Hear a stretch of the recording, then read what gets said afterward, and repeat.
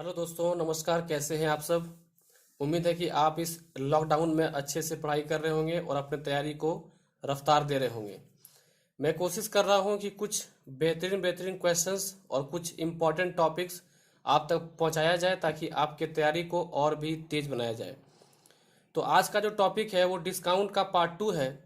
इससे पहले part 1 video upload हो चुका है और कई दोस्त हमारे इसे देख चुके होंगे, और जो भी लोग उसे नहीं देखे हैं तो कृपया आप पहले उसे जरूर देख लें, क्योंकि डिस्काउंट का पूरा कॉन्सेप्ट और पूरा थ्योरी उसमें दिया गया है। उसके बाद आप इसके क्वेश्चंस को जब बनाएंगे तो आप भली भांति इसे आप समझ सकेंगे और इसका ट्रिक को आसानी से याद रख पाएंगे। तो आइए आज के पहले क्वेश्चन को देखते हैं। टाइप 1 का पहला क्वेश्चन। आज के वीडियो में कुल 3 से 4 टाइप के क्वेश्चन बताए जाएंगे जो बेहद इंपॉर्टेंट है और सभी क्वेश्चंस पूछे गए हैं।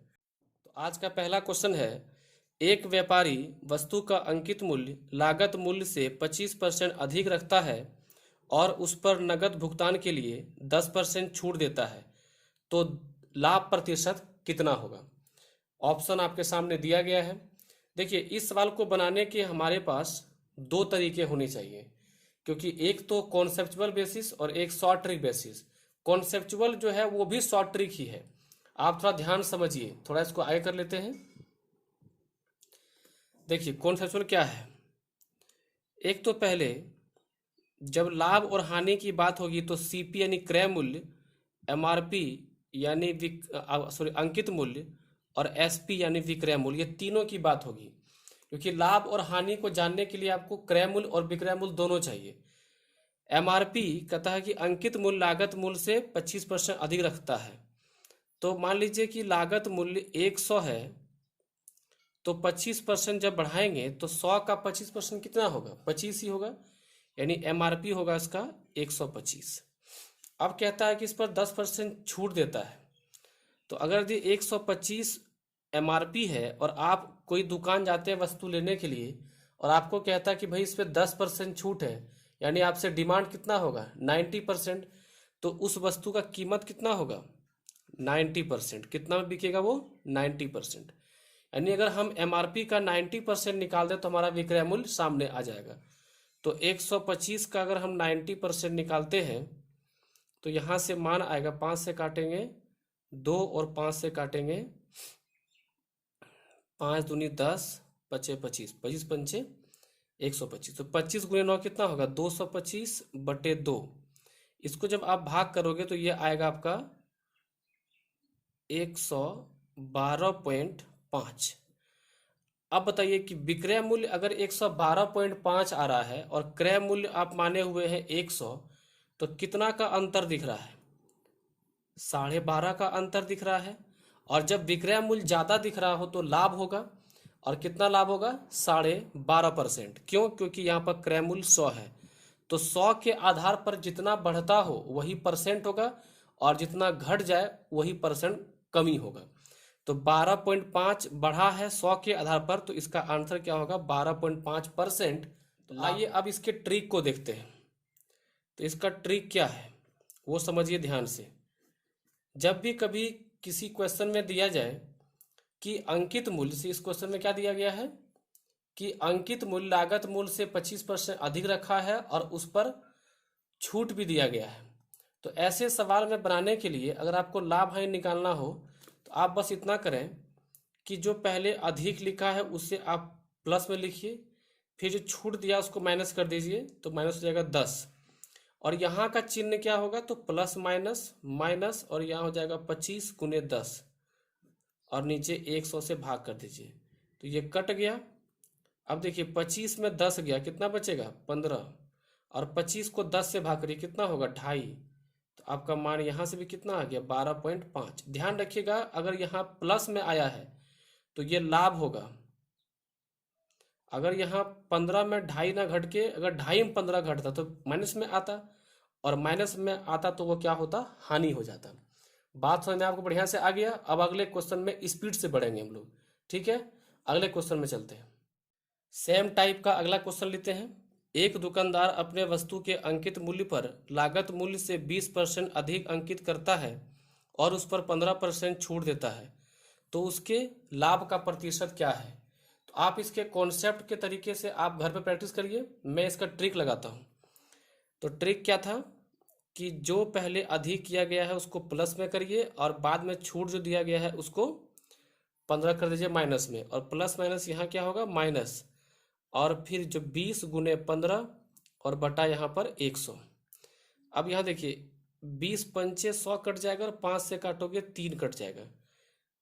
20 में 15 गया, कितना होगा 5, 5 में यहाँ पर आपका गया 3, कितना बचा 2, प्लस में कि माइनस में, प्लस में। तो इसका मतलब इसमें लाभ वैसे पूछा भी गया है, इसका आंसर होगा ऑप्शन नंबर सी 2%। आइए एक बार और आपको रिवाइज करा दें इसके कॉन्सेप्ट को। तो क्या क्या था, सीपी था, एमआरपी था और एसपी था। तो सीपी को हम लोग क्या मानते थे, 100 भाग मानते थे। एमआरपी लागत मूल्य से 20% बढ़ाकर, तो लागत मूल्य 100 है तो 20% बढ़ाएंगे। 100 पर जितना बढ़ेगा उतना उतना हो जाएगा। जैसे कि 100 पर बोलेगा 10% बढ़ाने तो 110 हो जाएगा। 100 पर 30% बढ़ाने तो 130 हो जाएगा। यहाँ बोला है 100 पर 20% बढ़ाने, तो यहाँ एमआरपी 120। अंकित मूल्य क्या होता है, एमआरपी, ध्यान रखिए। उसके बाद 15% छूट देता है, यानी 15% छूट देगा तो 85% ही डिमांड हो रहा है विक्रय मूल्य। तो 120 का आप 85% निकालिए। यहाँ से काट देते हैं, 5 से काटोगे 17 हो जाएगा, 5 से काटोगे 2 हो जाएगा, 2 से काटोगे 6 हो जाएगा। 17 गुने 6 कितना होता है, 102 होता है। अब बताइए कि आपको लाभ या हानि बताना है, तो आपका कहाँ कहाँ तुलना करेंगे, क्रय मूल्य और विक्रय मूल्य। लाभ और हानि कैसे निकालते हैं, क्रय और विक्रय मूल्य का तुलना से। अगर क्रय मूल्य कम है विक्रय मूल्य से तो लाभ होगा, और क्रय मूल्य ज्यादा है विक्रय मूल्य से तो हानि होगी। यहाँ क्रय मूल्य कम है विक्रय मूल्य ज्यादा है, तो ये लाभ हो रहा है। कितना लाभ हो रहा है, 2। किस पर, 100 पर। तो 100 पर जितना भी अधिक या कम हो वो परसेंटेज होता है, तो इसका आंसर क्या होगा, 2%। उम्मीद है कि आपको अच्छे समझ में आ गया होगा। अब इसका कॉन्सेप्ट हम नहीं बताएंगे, डायरेक्ट ट्रिक पे काम करेंगे। आइए अगले क्वेश्चन है। एक व्यापारी ने अपने वस्तु का अंकित मूल्य 20% अधिक रखता है लागत मूल्य से, और उस अंकित मूल्य पर 20% की छूट पर बेच देता है, तो कितना परसेंट का लाभ या हानि हुआ। ऑप्शन दिया गया है 4% हानि, बी 10% हानि, सी 4% लाभ, और डी 0% हानि। ध्यान रखिएगा यहाँ पर 4% हानि भी है और 4% लाभ भी है। ऐसा क्यों किया गया, आप देख रहे हैं कि जितना बढ़ाया गया उतना कमी भी कर दिया गया। जब भी ऐसा क्वेश्चन दिया जाएगा तो आपको इसमें जो भी आंसर रहेगा उसको एक बार हानि भी लिखेगा, एक बार लाभ भी लिखेगा। इसका आंसर 4% ही होगा। अब आपको लाभ या हानि बताना है।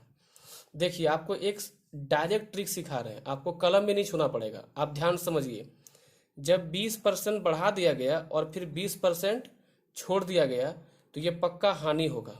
ये ध्यान रखना कि जितना परसेंट बढ़ा दिया जाए उतना परसेंट ही कम कर दिया जाए तो वहाँ पक्का हानि होगा। और हानि कैसे निकालेंगे, तो सीधा 20 गुने 20 करेंगे और नीचे 100 से भाग कर देंगे। ये कट गया, कितना आ गया, 4%, कितना हानि। ये आपका ऑप्शन नंबर ए। बात आपको समझ में आया बढ़िया से। आप वीडियो को अच्छे से पॉज करके समझिएगा, ध्यान पूर्वक, स्किप नहीं करना है। सीखना है तो वीडियो को अच्छे से देखना है। अब आइए इसका जो ट्रिक था उसको समझते हैं। तो इसका ट्रिक क्या था कि पहले जो बढ़ाया उसको प्लस कर दो, जो घटाया उसको माइनस कर दो। प्लस माइनस यहाँ क्या होगा, माइनस 20 गुने 20 बटा 100। देखिए प्लस और ये माइनस जब कोई समान मान दिया जाए और प्लस माइनस में हो तो दोनों कट जाएगा। यहाँ बचा माइनस, 1 2 1 2 0 खत्म, 2 दूनी 4, -4। तो माइनस में आने पर क्या उत्तर होगा, हानि। उम्मीद है कि आपको बात समझ में आ गया होगा। अब जो नेक्स्ट टाइप होगा वो इससे भी डिफिकल्ट होगा, लेकिन इससे भी मजा आएगा पढ़ने में इसको। अगले क्वेश्चन पे चलते हैं। आइए अब टाइप 2 क्वेश्चन को देखते हैं। क्वेश्चन है, एक दुकानदार अंकित मूल्य पर 10% की छूट देने के बाद भी 8% का लाभ अर्जित करता है, उसका अंकित मूल्य क्रय मूल्य से कितना प्रतिशत अधिक है।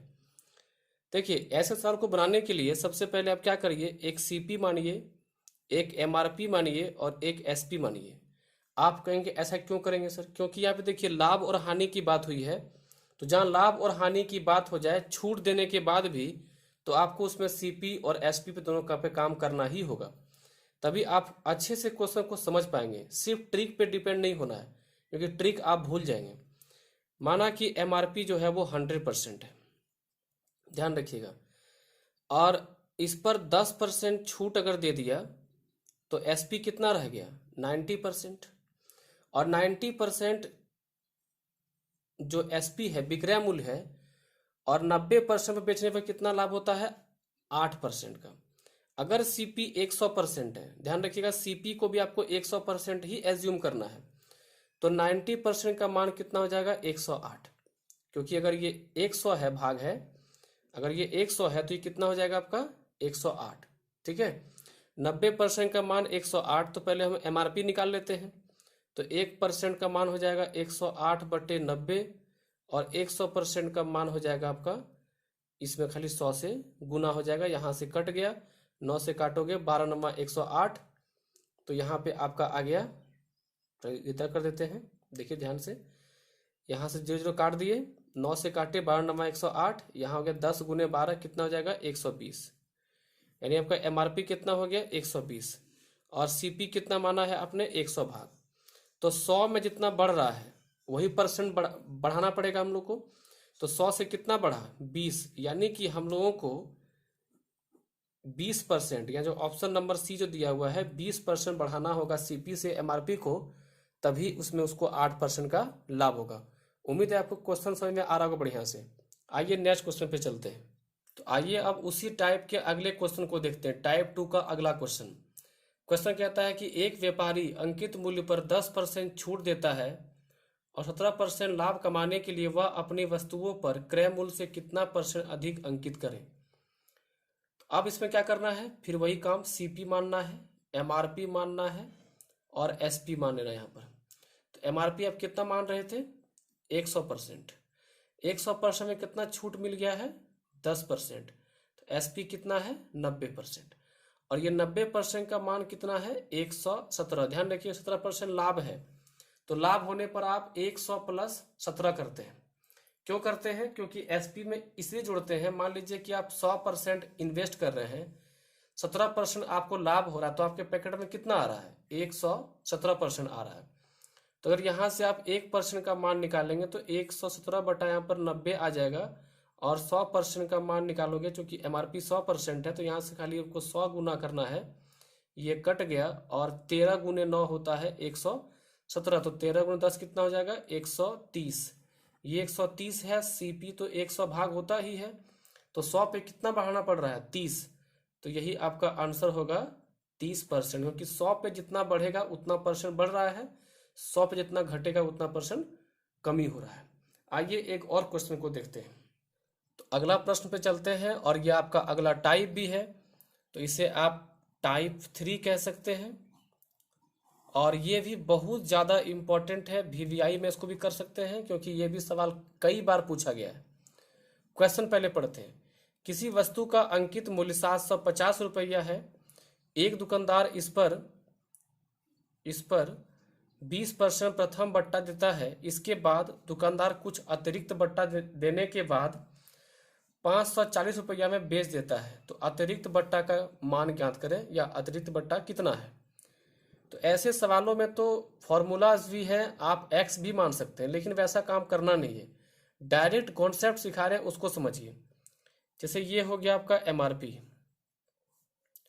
और ये हो गया एसपी, लेकिन इसके बीच कई हलचल हुए हैं, दो तरह का बट्टा भी दिया गया है। एमआरपी है 750, मान लीजिए आप दुकान गए, आपने किसी वस्तु का दाम पूछा, उसका बोला गया दाम 750 रुपया है। आपको कहा गया कि भाई 20% हम छूट इस पर रखे हैं।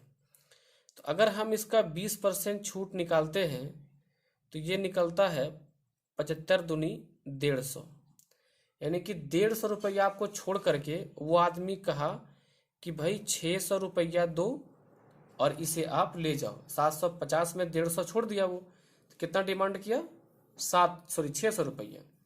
आप बोले कि भाई नहीं 600 में हम नहीं ले सकते हैं, कुछ और कम करना होगा।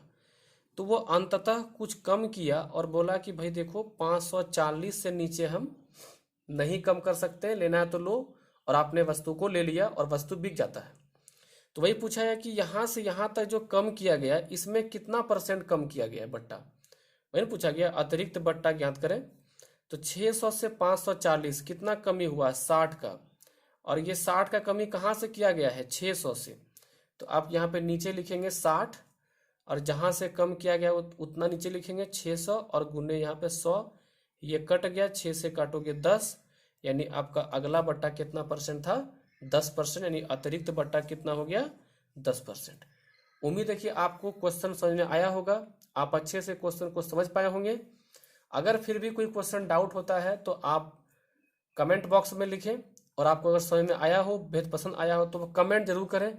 लाइक दोस्तों बनता है, अगर हम लोग मेहनत कर रहे हैं, आपको पसंद आ रहा है, तो आप कमेंट जरूर करें और लाइक जरूर करें। और हाँ, चैनल को सब्सक्राइब तो बिल्कुल करें ही करें।